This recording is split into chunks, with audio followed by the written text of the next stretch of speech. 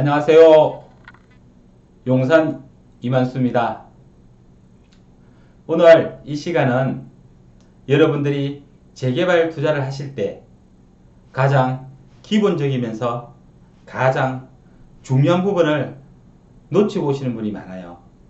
그래서 제가 오늘 이 동영상으로서 여러분들에게 피가 되고 살이 될 수 있는 재개발 투자에 있어서 가장 중요한 그런 재개발 절차, 그리고 재개발에 대한 소요 시간, 단계별 소요 시간, 그리고 단계별 투자 포인트 등에 대해서 알아보는 시간을 갖도록 하겠습니다. 재개발이란 것이 낡은 주택, 그리고 도로도 없고 공원도 없고 주차장도 없고 이런 지역들을 주차장도 만들고 공원도 만들고 새 아파트도 만들어주는 그런 사업이 재개발 사업입니다. 그러면 이게 뭐 쉽게 되는 그런 사업이 아니잖아요. 그래서 그 도시 및 주거환경정비법에 따른 절차법이기 때문에 그 절차에 따라서 진행을 하게 되는데요. 우리가 투자를 하시는데 이런 기본적인 절차는 알고 투자를 하셔야 되지 않겠습니까? 내 투자하는 돈이 몇 천만 원에서 몇억, 수십억이 되는데 친구 따라 투자를 한다, 직장 동료가 한다, 옆집 사람이 한다, 그렇게 해서 투자를 하시는 분들이 간간히 있습니다. 그래서 오늘 이 시간 이후에는 여러분들이 투자를 하실 때 어떤 지역에 투자를 하시는 그 지역 자체가 어느 단계에 있는지, 그리고 어느 정도의 기간이 걸리는지, 그리고 내가 투자를 했을 때 얼마의 이득을 대충은 가져올 수 있는 건지, 그런 부분들을 제 이 동영상을 보시면 감을 잡고 하실 수 있을 것입니다. 그래서 이 동영상을 끝까지 봐주시면 여러분 귀중한 자산을 지킬 뿐만 아니라 정식시킬 수 있는데 큰 도움이 될 수 있을 것입니다. 그래서 이 동영상을 끝까지 봐주시고, 그러면 그 재개발 진행 절차에 대해서 알아보도록 하겠습니다.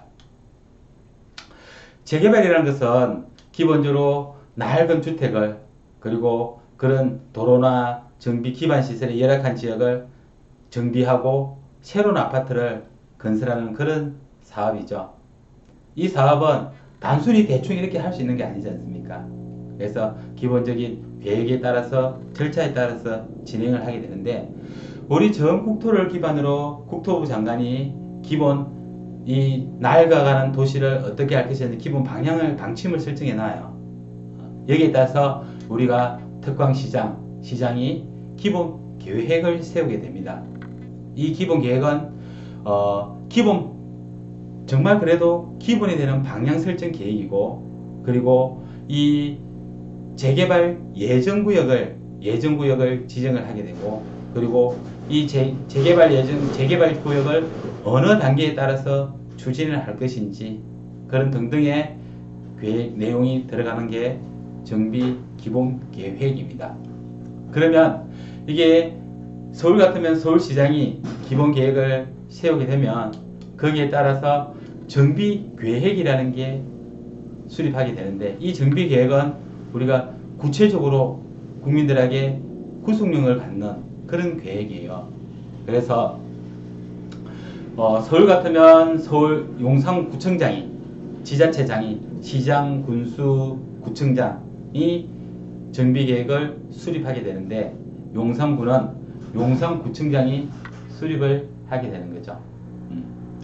그래서 이 내용에는 기본적으로 우리가 어떤 재개발을, 이 지역을 어떻게 건축물을 어떻게 하고 높이를 어떻게 하고, 그리고 그 다음에 여기에 대한 지구단위 계획이 어떤 내용이 들어가 있고 등등의 그런 정말 우리하고 밀접한 관련될 수 있는 그런 내용들이 들어갑니다. 그리고 정비 구역이라든지 명치라든지 면적이라든지 등등 이렇게 가장 중요한 부분들이 들어가게 되죠. 그러면 그 다음에 이런 정비 계획을 수립해서 우리 입안에서 위에다 올리게 되면 정비 구역이 지정하게 되잖아요. 우리가 어디 재개발 투자를 하러 오시면서 이 구역이 지금 구역으로 지정됐습니까? 아니면 뭐 조합이 설립됐습니까? 이렇게 많이들 물어보시잖아요. 그래서 재개발 절차의 가장 뭐 기본이면서 시작이라고 보시면 될 수 있는 것 같아요. 정비구역 지정이. 그래서 이 우리가 용산구청장이 정비계획을 수립을 해서 정비구역 지정권자, 그리고 특히 서울 같은 경우는 서울시장이죠.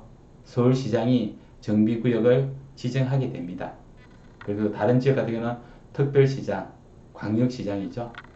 그런 시장들이 이렇게 정비구역을 지정하게 되는데, 이 정비구역을 지정하게 되면 이 정비구역이 지정됨으로써 사업을 시행할 주체가 결정을 해야 될 거 아닙니까? 주체가 나와야 되니까 그 주체가 우리가 흔히들 알고 있는 사업시행자라고 하는데, 사업시행자는 도정법상 조합이라든지 그리고 토지 등 소유자라든지 공동시행자 이렇게 할 수 있는데, 그 조합이라든지 이런 걸 구성하기 전에 이게 추진위원회, 조합 설립 추진위원회를 구성하게 되죠. 그러면 이 추진위원회에서는 조합 설립하기 위한 준비 단계를 갖추게 되는 거고, 그리고 설비업체, 정비업체를 선정하는 게 가장 큰 주 임무라고 보시면 됩니다. 그러면 이 추진위에서 이게 정비업체, 설비업체를 설립하고 나서 그 다음 단계가 우리가 조합을 설립하게 되죠. 조합이 설립되면 이제 정확한 우리 추진 주체가 앞으로 우리 사업을 진행하게 되는데 아주 중요한 단계죠. 그래서 조합을 설립하기 위해서는 토지 등 소유자의 4분의 3 동의라든지 토지 면적의 2분의 1 그런 동의 요건을 가지게 됩니다. 그러면 이런 조합 설립 인가를 또 우리가 조합이라는 것은 이제 법인인데 이 법인에 대한 그 설립에 대한 그 우리가 인가를 받아야 돼요. 그러면 이게 시장, 군수 등의 인가를 받죠. 그러면 이게 이제 인가를 받아서 조합이 설립돼서 사업 추진 주체가 정해지면 이제 우리 사업지가 구체적으로 사업을 진행하게 되는 거죠. 그 다음 이 조합이 사업 시행자가 이제 우리가 이 사업지를 어떻게 진행해 갈고 어떻게 건설해 가는지 그런 계획을 세워야 될 거 아닙니까? 그래서 이 사업 시행 계획은 우리가 이제 사업 시행 인가를 받기 위해서 이 사업 시행 계획을 세우는데, 이 사업 시행 그 계획은 우리가 구체적으로 정말 이 지역의 구역 명칭, 조합원 수, 그리고 건폐율, 용적률, 건물 높이, 그 다음에 우리 세입자 대책, 그 다음에 임대주택 건립 등등의 실제적으로 우리 사업을 어떻게 진행하고 구체적으로 어떻게 하는 그런 계획이죠. 그래서 이 사업시행 계획을 시행자가 세워서 이 사업시행 인가 신청을 하게 되는데, 그러면 이 사업시행 인가는 시장 군수 구청장, 특히 용산은 용산구청장이 임각된자입니다. 사업시행 인가라는 것은 우리가 흔히 알고 있는 건축 허가죠. 내가 집을 지을 때 내가 이제 철거해서 건축을 지을 수 있는 그런 단계입니다. 그러면 이게 우리가 또 건축 허가지만은 설계 계획이라고 보시면 되거든요. 건축 설계 계획. 그래서 이 집을 이 땅에 어떻게 지을 것인지 구체적인 설계를 해서 하는 그런 계획이라고 보시면 되는데, 이런 사업시행 인가를 받게 되면 우리가 건축 허가를 이제 착공을 할 수 있는 단계가 되는데, 우리 개인 같으면 내가 내 집을 짓는 것 같으면 바로 하면 되겠지만은 이게 수십 명에서 수백 명, 수천 명이 되지 않아요. 그래서 무작정 바로 사업시행 계획 인가를 받아서 철거를 하고 이렇게 할 수 있는 단계가 아니고, 이 옛날 집을 헐고 새 집을 짓는데 이 새 집도 아주 위치나 청수나 호수에 따라 다 다를 거 아닙니까? 특히 한강변 같은 경우에는 한강 조망이 나오는 거고, 또 공원, 용산공원 주변에 용산공원 뷰가 나오는 거, 이런 부분들이 내가 동이나 호수에 따라서 천차만별이고 가격도 어마어마하게 다르거든요.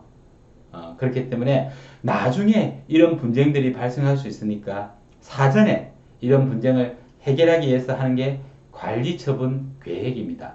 이런 관리처분 계획을 이런 이제 하기 위해서는 우리가 분양을 이 조합원들이 내가 어떤 분양을 받을 공고를 하게 되면 조합에서 공고를 하게 되면 그게 분양 신청을 받는 거죠. 제가 조금 전에 말씀드린 게 이렇게 분양 공고, 분양 신청에 대한 그런 절차죠. 그러면 이런 절차를 신청을 받아가지고 우리가 관리처분 계획을 세우게 됩니다. 이게 관리처분 계획이 바로 분양 계획이죠. 우리 조합원들한테 하는 분양 계획. 일반적으로 우리가 분양 공고를 해서 하는 것은 일반 분양이지만 이거는 우리 내부적으로 조합원들끼리의 이 내부적으로 일이기 때문에 우리가 이것도 분양 계획이라고 보시면 되죠. 그래서 조합원들 간에 이런 내가 호수도 정하고 그리고 내가 이 예전에 이 분양 계획이 제일 중요한 부분들이 내가 예전에 가지고 있는 땅에 얼마의 평가를 받을 것인지 그리고 내가 새로운 아파트 지어서 우리 조합원들한테 얼마의 가격을 줄 것인지 이런 부분들을 결정하게 되는 단계거든요. 그래서 이런 부분들이 가장 중요하고 가장 핵심이죠. 흔히들 재개발의 꽃이라고 하는 게 분양 계획입니다. 관리처분 계획이죠. 이게 가장 중요하겠죠. 그 다음에 이게 이제 관리처분 계획을 가지고 우리 조합원들 딱 정해가지고 그 다음에 관리처분 인가 단계를 갖죠. 그 인가권자가 바로 시장군수구청장, 용산 같은 경우는 용산구청장이 됩니다. 우리가 흔히들 조합에서 이제 우리가 투자를 하실 때 이 집이 분양 자격이 있는지 없는지 우리가 물건을 사기 전에 알아보고 이렇게 하는데 바로 가는 곳이 어디죠? 우리 여러분들이 조합으로 가죠. 그래서 조합장한테 물어봅니다. 이게 분양 자격이 있는 건지 없는 건지. 근데 조합장은 이게 충분히 나온다. 내가 아파트한테 줄게. 이렇게 말씀하시죠. 그게 결국은 관리처분 인가는 조합장이 아니고 용산구청장, 지자체장, 시장군수구청장입니다. 그래서 여러분들은 조합장에게 물어볼 게 아니고 시장군수구청장, 용산구청장 등등 이런 기관에 가서 물어봐야 되죠. 그래야 온전한 분양 자격이 나오는지 알 수 있는 거죠. 그래서 이런 관리처분 인가를 받고 난 이후에 되면 이제 이주하고 철거하고 착공을 해서 이전 고시하고 소유권 이전 등기를 하게 되는 거죠. 이런 절차를 가지는 게 재개발 진행 절차입니다. 오늘부터 여러분들은 재개발 투자를 하러 오실 때 과연 제일 첫 번째 질문이 이 단계가 어느 단계에 있는지, 그러면 그 단계가 구체적으로 어느 단계인지 그런 것부터 먼저 물어볼 수 있는 그런 기본적인 상식을 갖추고 우리가 투자를 해야 되지 않겠습니까? 그래서 이 단계별로 진행이 되는데 그 단계별 소요 시간도 궁금하잖아요. 가장 중요한 게 재개발은 시간 싸움이니까 이 시간이 돈이잖아요. 그래서 구체적으로 이론상으로는 이게 구역 지정이 되고 조합에 설립되고 사업시행 인가가 되고 관리처분 인가되고 그런데 뭐 기본적인 법 절차적으로 뭐 6개월, 1년, 2년이 걸린다고 할 수 있지만 이 해당 사업지 구역마다 다 다르거든요. 사업지마다 다르고 그리고 그 구역마다 또 주변 여건상 아주 다르거든요. 그래서 이걸 저희도 용산 이만수도 이걸 구역지정 조합 설립까지 얼마가요? 그리고 아파트 들어서기까지는 얼마 정도 걸릴까요? 이게 제일 궁금한데 그거는 우리 조합 내부에 얼마나 단결력을 가지고 그리고 결속력이 있는지에 따라서 다른 것입니다. 그래서 재개발 지역에 투자를 하실 때 사업 속도에 진척에 그런 장애 요인이 있는지 없는지 그리고 사업이 좀 빨리 될 수 있는 지역을 선택하는 게 조합원들, 우리 투자자들한테 좋은 이득이 되겠죠. 그리고 투자 포인트를 보면 우리가 기본적으로 기본 계획이 나오고 정비 계획이 나올 때 빨리 들어갔다가 또 정비 구역 지정이 되고 조합에 설립되고 난 이후에 빠져나온다든지 그리고 조합 좀 더 안정적으로 가려고 그러면 조합 설립 단계가 된 지역 그런 부분들에 들어가서 조금 더 안정적으로 그리고 처음에 소음보다는 수익률이 조금은 줄어들 수 있지만은 그래도 그 리스크를 좀 해소시킬 수 있는 그런 단계가 조합 설립 단계라고 보면 되겠습니다. 그 다음에 우리가 내가 실입주를 하겠다. 실거주를 하겠다 생각하시면 제 생각에는 사업 시행 인가가 나고 난 이후에 투자하시는 게 좀 더 안정적이지 않을까 생각합니다. 재작년 8일 대책이 나오면서 2017년 8일 대책이 나오면서 재건축 같은 경우는 조합 설립 인가 이후에, 그 다음에 재개발은 관리 처분 인가 이후에는 또 조합은 승계가 안 되잖아요. 매매가 쉽게 말하면 매매가 안 되잖아요. 그러니까 그 전에 매매를 해야 되는데, 그러면 구체적으로 사업세 인가 단계가 돼서 사면 좀 더 안정적으로, 그리고 실입주 목적이라면 그 정도에 들어가시면 좋겠다는 생각이 듭니다. 그래서 그 투자 위험이 감소되는 대신에 투자 수익은 조금 더 줄어들 것이고, 그렇게 우리가 재개발 투자 판단을 하시면 될 것입니다. 지금 용산 같은 경우에도 일부 조합이 설립되어 있는 단계가 이제 한남 2구역, 4구역, 5구역이 또 저희 사무실에 있는 한강로 일가에는 158번지 일대, 그리고 신용산역 북측 1, 2구역이 조합이 설립되어 있는 단계고, 며칠 전에 2019년 3월 29일자로 한남 3구역이 사업시행 인가를 받았죠. 그러니까 그리고 또 40번지 일대 정비창 전면구역에는 추진위가 설립되어 있죠. 그러니까 그 구역별로 각 구역별로 단계가 다 다르고 또 소요되는 시간도 다를 것이니까 거기에 대한 체크를 해보시는데 기본이 될 수 있는 이런 절차를 조금은 알고 있어야 될 듯합니다. 오늘은 이렇게 용산 이만수와 함께 재개발에 대한 기본적인 절차 부분을 알아보았고, 다음에는 각 중요한 재개발에 대한 중요한 부분을 또 가지고 찾아뵙도록 하겠습니다. 이 동영상이 여러분들에게 도움이 될 수 있다고 생각하시면 좋아요, 구독하기를 눌러주시고, 또 제가 올려주시는 동영상을 좀 빨리 볼 수 있는 방법은 알람 설정까지 하는 것입니다. 이런 부분들이 저에게는 큰 힘이 되고 또 용기가 생기고 한답니다. 그래서 종종 여러분들과 자주 찾아뵙기를 바라고, 또 좀 더 여러분들의 투자에 이익이 될 수 있는 부분을 가지고 다시 찾아뵙도록 하겠습니다. 감사합니다.